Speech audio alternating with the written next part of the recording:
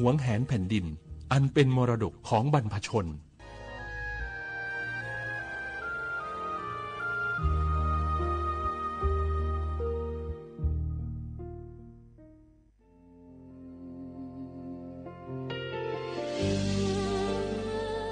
ระเสด็จสู่แดนสวง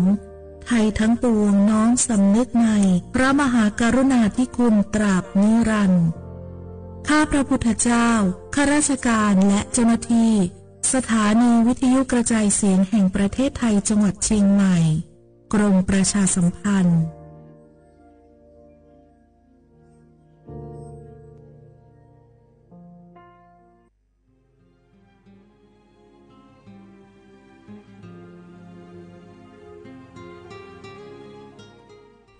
This is a moment of profound grief for the Kingdom of Thailand.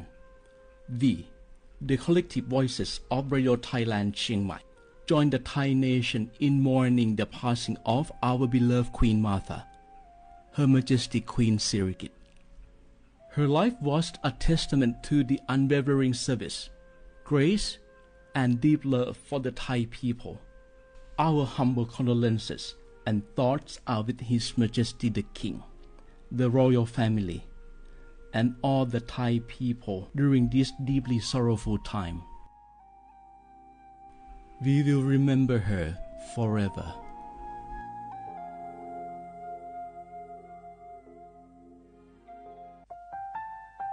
Wanu lisu shi Thami kunawa jama amusa Nima aku tili sango Wanu watsuma aku Pfama Ko watu wama tili Shikwali pudu Thami kunawa jama Wanu lisu shiza khwazapo Ama he Taho lila tili Nima jaja Nima tili sajango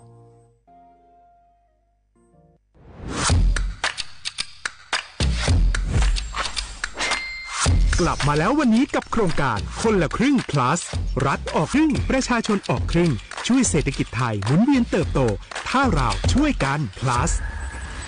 ต่อยอดให้เศรษฐกิจไทยเติบโตอย่างยั่งยืนด้วย5 plus plus ที่1เพิ่มช่วงอายุผู้เข้าร่วมโครงการจาก18ปีเป็น16ปี plus ที่2เพิ่มวงเงินใช้จ่ายจาก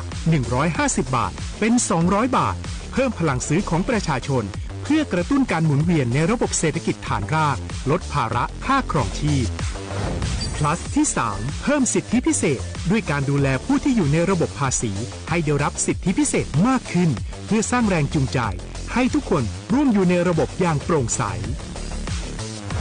plus ที่4เพิ่มโอกาสให้นิติบุคคลขนาดเล็กเข้าร่วมได้ให้ธุรกิจเติบโตเป็นกำลังสำคัญของเศรษฐกิจไทย plus ที่5เพิ่มทักษะใหม่เพื่อพัฒนาให้ร้านค้านำความรู้ใหม่ๆมาช่วยเพิ่มยอดขายลดต้นทุนเรียนรู้เติบโตและปรับตัวไปกับเทคโนโลยีใหม่เพื่อสร้างเศรษฐกิจที่แข็งแกร่งจากคนละครึ่งสู่คนละครึ่ง plus ไม่ว่าจะสั่งข้าวคนละจานชาเขียวคนละแก้วขนมเค้กคนละชิ้นหรือหลายๆชิ้นก็ใช้ส่วนลดได้ทันทีสูงสุดวันละ200บาทแถมใช้กับฟู้ดเดลิเวอรี่ก็ยังได้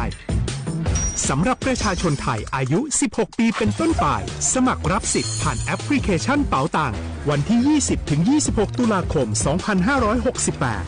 สำหรับร้านค้าที่สนใจร่วมโครงการสมัครได้ผ่านแอปถุงเงินวันที่ 15 ตุลาคมถึง 19 ธันวาคม 2568 แล้วเตรียมพร้อมรับลูกค้าจากทั่วประเทศเพราะนี่คือโครงการที่คนไทยทุกคนช่วยกัน plus เพื่อให้เศรษฐกิจไทยโตไปพร้อมกันโครงการคนละครึ่ง plus ดำเนินการภายใต้เป้าหมายที่ชัดเจนของรัฐบาลในความต้องการกระตุ้นเศรษฐกิจลดภาระค่าครองชีพให้ประชาชนและยกระดับศักยภาพผู้ประกอบการไทยให้พร้อมในยุคดิจิทัลโดยยังคงยึดหลักความโปร่งใสตรวจสอบได้และป้องกันการใช้สิทธิที่ผิดวัตถุประสงค์คนละครึ่ง plus เพิ่มพลังเศรษฐกิจไทยพร้อมโตไปด้วยกัน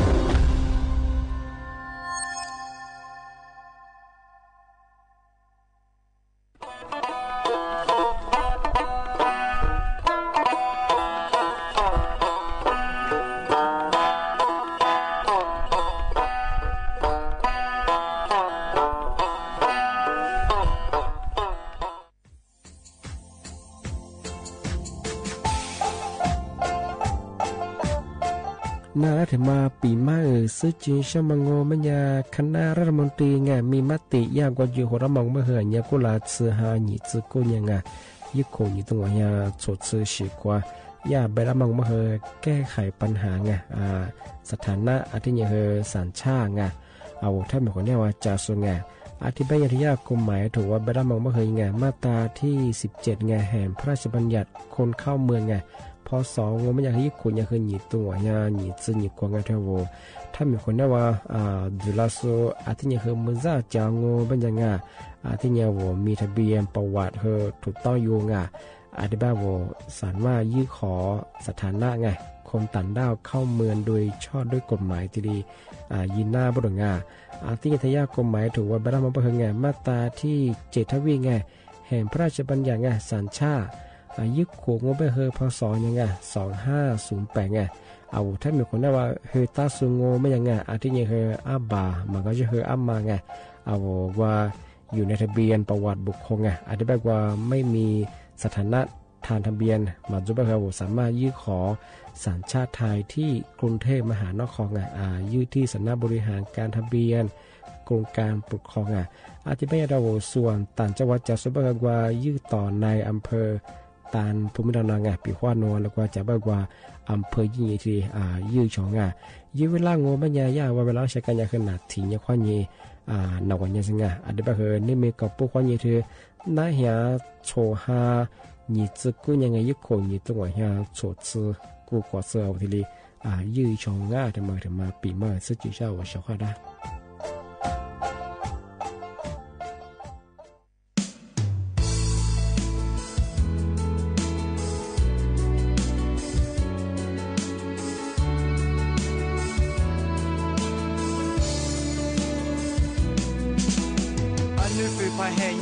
อันนี้คือมาที่ถือว่าว่าจะว่าบายาสุนีสุนีกับอยากถูกว่ายาถูกสุนีสูมาโก้ช่วยไม่เคยยินจะตื่นตาผู้ช่วยเลยยี่มาโก้อยากที่ตื่นยินฟูปาโลอันนี้คือพายแห่งยิ่งกว่าอันนี้คือมาที่ถือว่าสุดที่ยินตาจาโลปาตุเป็นยินอายาโดถูกสุนียี่มาโซสวาปาตุยี่ปีมาโก้ลูกเป็นปาตุยี่มาโก้ลูกเคยลูกยนต์มามุจูคือแท้จื้อคือพาจื้อ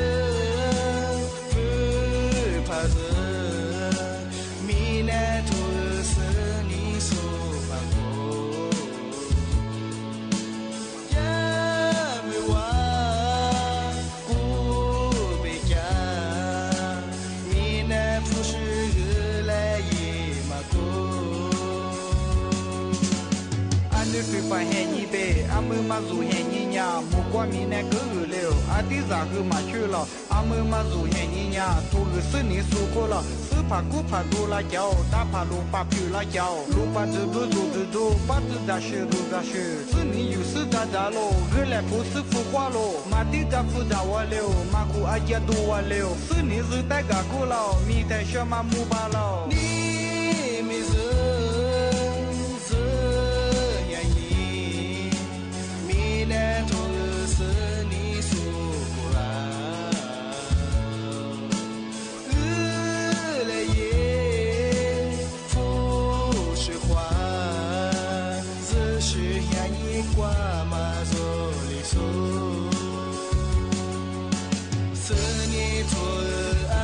说自是呀你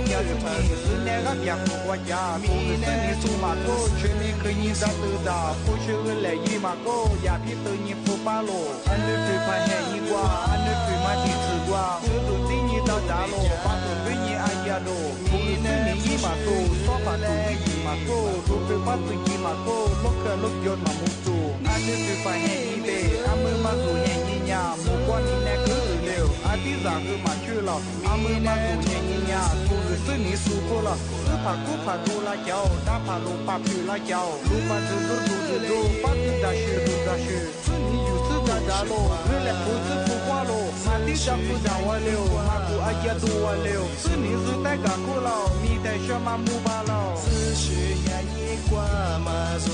里走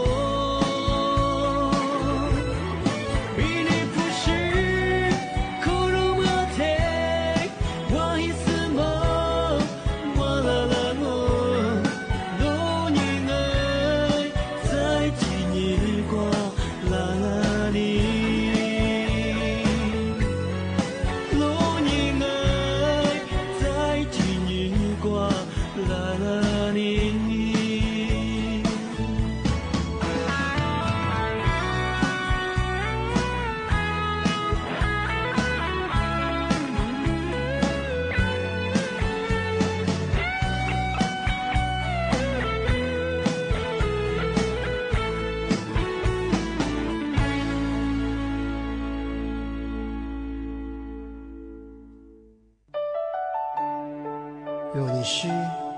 阿克奇你能阿米，若对家绝比，若是马瓦尼阿里马有。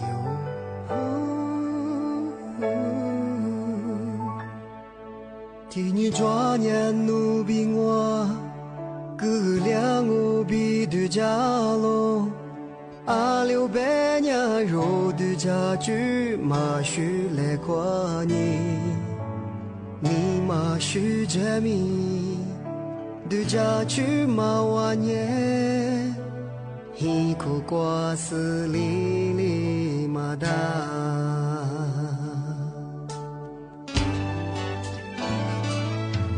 替你抓年努比我，替肉替个可怜米，你走来口都拿他进来，那个瓜嘛，臭配一死你，阿瓜子米我学把你一来。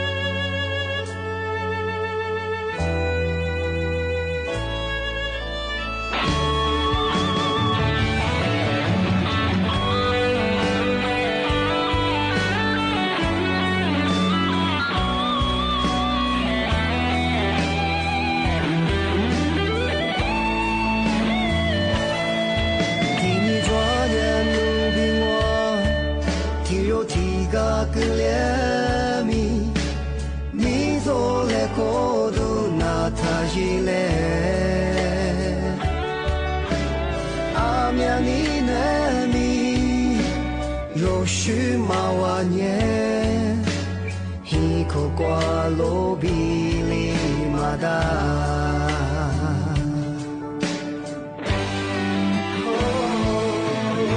我努得马尼的斯，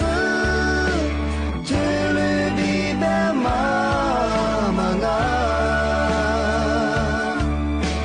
努得那支持你的。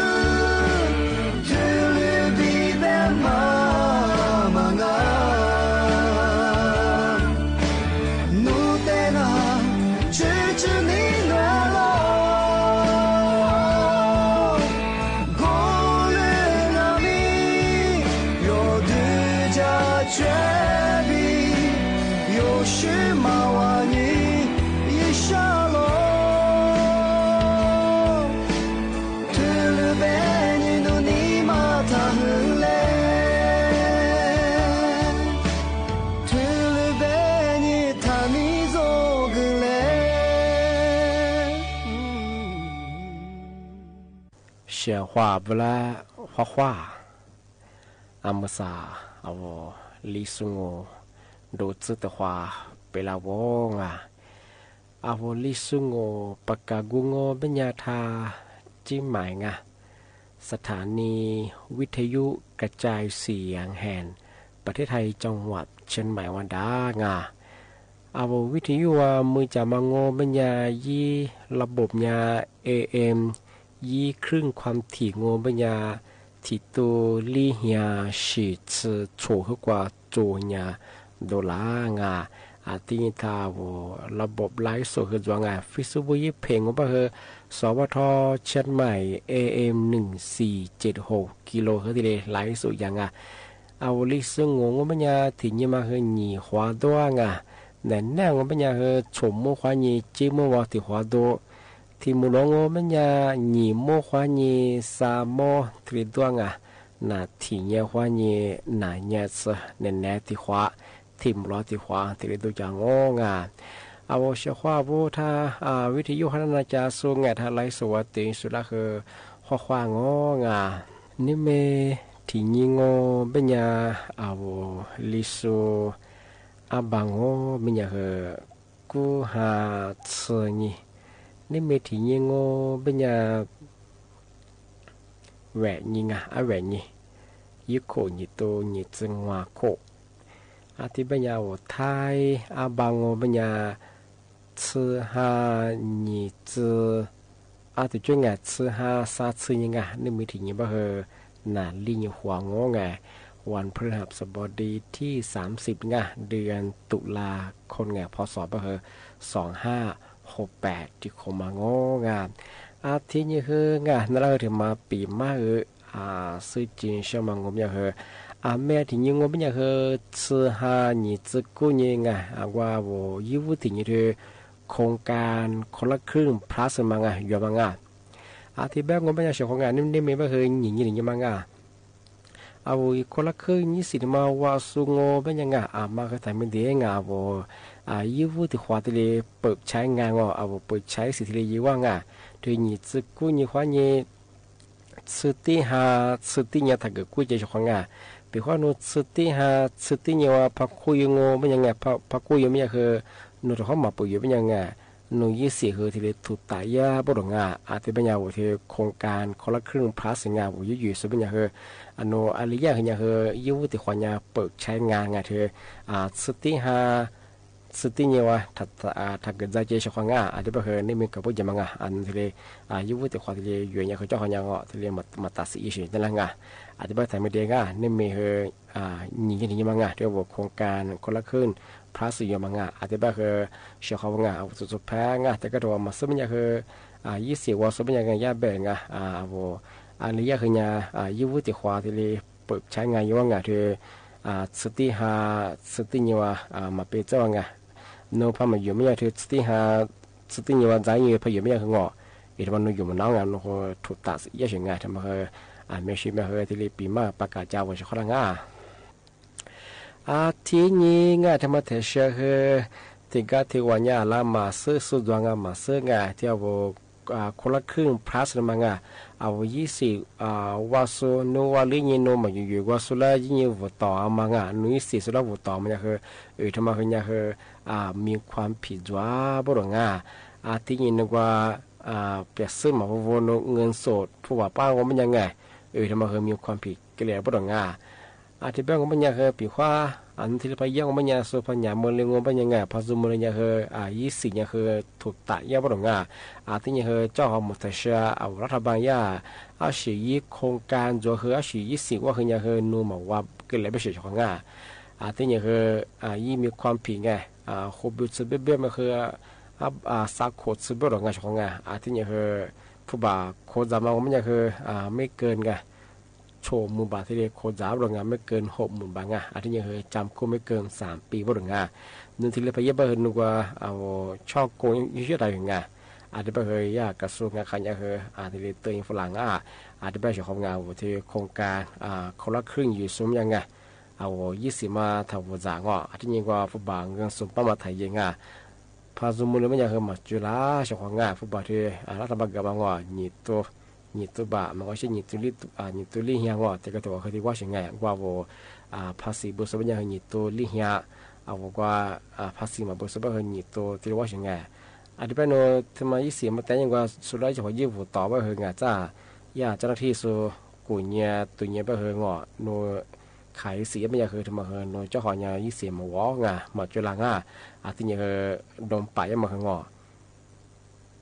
ชมมือบัตรซื้อโคต่อเชียงที่ยังโคบิเบลสาโคตรเบลทางช่วงนั้นแบบที่ช่วงอันนี้แบบว่าที่20ว่าส่วนใหญ่ที่ไทยยังทำมาปีกฎหมายยัง我小好我是做白的比嘛啊แต่ก็ตัวเนี่ยคือว่ามาซื้อเนี่ยคืออย่าซื้อมาพวกก็ฟุบาเงินสุป้ามาเยอะเป็นยังไงมาถ่ายยังอ่ะพญามือแล้วเป็นยังคือมาจุฬา小黄啊แต่ยังจอมจะแชร์รัฐบาลยาอีโครงการอะไรสิ$คือยาโนยามาว่าไงโน24ยังไงทำมาคืออีบอกว่าบอกว่าตัวสิงไงโนขายสิยังมาไงทำมาคือคือถ่ายเยอะงานมาคือกฎหมายรัฐช่วงที่นี่ไงที่มาเที่ยวเชียร์ไงที่มาสุจินช่างที่บัตรสวัสดิการแห่งรัฐดูสุบังบัตรคนจะดูสูงมันยังคือรัฐบาลคนยังคือผู้บาที่เฮียวัดสบาที่เลือกที่เลือกร้อยยังเพื่อยังบัญญัติมาที่สุดที่หาเจสุญญาอันนี้ก็หลายประเทศอีเบียงว่าประเทศบัตรมาคือคือสายเฮียบามาคือที่ว่าที่ว่าสิ่งอาจจะเป็นภาษายา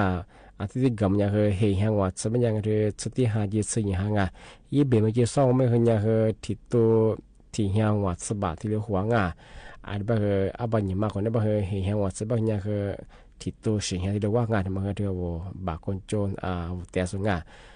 บางคนจนไม่ได้ที่ว่าใช้สิทธิ์คนละครึ่งอยู่บนนั้นก็คือรัฐบาลเรียกว่าบัตรสวัสดิการแห่งรัฐสุดท้ายที่เฮียวัดสบายที่เรียกบัญญัติมาที่เรียกกังที่มาที่เรียกปีมางอาจจะเป็นยังไงมาซามกว่าที่คนนั้นชาวงอาจจะมากว่านักญาติสุภาพแต่ความจุลควางเฉพาะถ้าวิธีคนนั้นจะส่วนไร้ส่วนตีสุดก็คือความง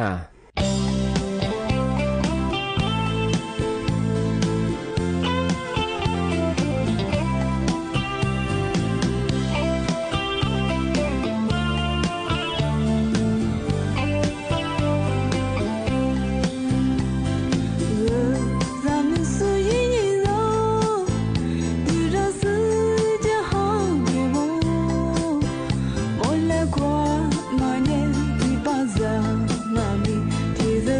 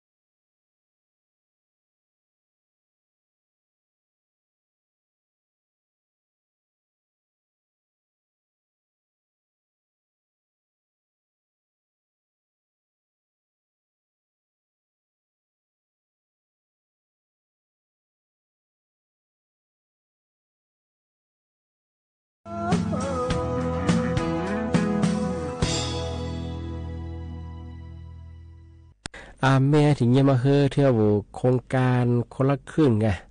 ยี่วุถึงยังกับมังไงก็เฮอที่ญาตันโนอย่าเมื่อมาเฮอสาวจวงเธอก็ย่าผิดเงื่อนไขไงสุดท้ายยิ้มมาเฮอเยซูขอเยซูตัวสิงไงแม่ยังไปเธอย่าแม่ค้าไงเธอร่างค้าเปิดสงไงแม่ย่าตันโนอย่าเมื่อมางมันจะเฮอไงย่าที่ลียสิงไงแม่ค้าเธอร่างค้าเปิดสงมันจะเธอมาโครงการคนละครึ่งจะสูงไงเอา20ว่าสมยังไงปีว่ามาฟุบาเงินส่วนนี้ช่างงปัญญายาเพราะว่าป้าเป็นยังที่เลยบอกเราสิงไงที่เนี่ยคือว่าว่า20พันนี่ไม่ยาวัวเฮียรับเสียเป็นยังไงทำไมที่มูลแบบตันนนล้างยังที่เลยโชว์เตยงอ่ะทำไมไทยชาวบ้านมันจะคือผิดกฎหมายยังอ่ะนั่นที่ไปยังงปัญญาถ้าชาวบ้านได้แบบเฮียไงสาวขบเบลงอ่ะที่เนี่ยคือโคจะมาคือโชว์มุบัตสโคจางาเจ้าหอมจะเชื่อรัฐบาล20ลิชิกเฮงาโนเฮ20ที่มาวากลีนางาที่ลิกเลียบรงาชิบุรุษเฮนูประวัติตัวชิงเงินว่า20วจากมางว่าที่โนที่ทำผิดกฎไงเงื่อนไขที่เชื่อสุดท้ายยี่บ้านนี้ยี่บ้านไงทำไมเฮยังมาวากลีไปชิงไงที่ปัญญาว่าที่โครงการคนละครึ่งไงยูโซที่เนี่ยว่าล้างค้าที่ลงล้างค้าว่าผู้บางเงินสดกำมาถ่ายเองว่าที่นี่สุดจะสมบูรณ์ผู้เงินสดพอมาถ่ายเองทำไมเขาเนี่ยคือยากที่จะประกาศจังมาพยายามเขายังมีความผิดต่อเป็นยังไงมาคือแม่คือว่าที่ประกาศจะนั่งงานแต่มาถ่ายเยอะช่องไงที่เนี่ยคือไงมาทำไม่ได้ไงเอาที่20ว่าสบายเนี่ยคือไงอันนี้คือเนี่ยคือยิ่งวุฒิขวาที่เลยเปิดใช้งานอยู่ว่าไงที่สติหาสติยิ่งคนได้ว่างานถ้าเกิดคุยจะงานปีข้อพอคุยไปเฮงะโน20มาคือถูกไต่นั่งงานไปเฮโนหมูเยอะกันแล้วงานทำมาเฮถึงมาสุดจีช่างงานที่บ้านคนเป็นยังไงเฉพาะงานนั่นละปีมาคือที่แล้วจังที่บ้านคืออาจารย์ที่หมู่เราหนีเมื่อควานหนีคือ3เมื่อวานจะคว้าเมื่อไหร่คว้าเฉพาะงานวิชาถ้าวิทยุควานหนีจะสู้นั่นน่ะจะสู้ไลฟ์สดที่สุดก็คือบุโมวิชาคนที่บ้านอาจารย์ที่หมู่เราหนีเมื่อควานหนี3เมื่อวานจะคว้าเมื่อไหร่คว้านี่เนี่ยรายการลิสุงปากกุลธาจิ้มหมายสถานีวิทยุกระจาย4อย่างแห่งประเทศไทยจังหวัดใช่ไหมว่าโดยยากไหนๆก็คือสุมควานยีจิโมที่โมเราไม่ใช่คืองานยีโมควานยี3โมเทโดยยากว่าเชื่อว่าเราคือโมกับข้าวฟ้าสวัสดีครับ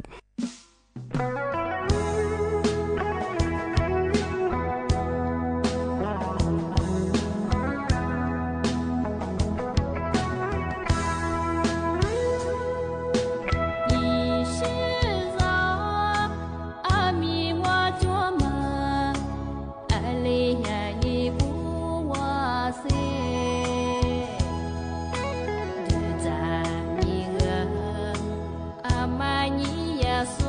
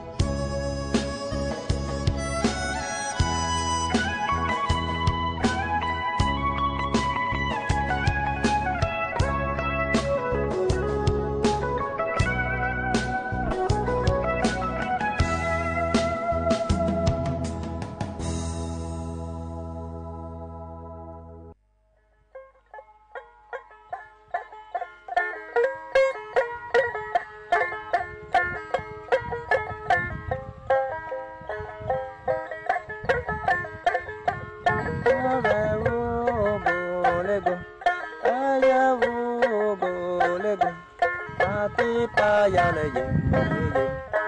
agama ma ni pe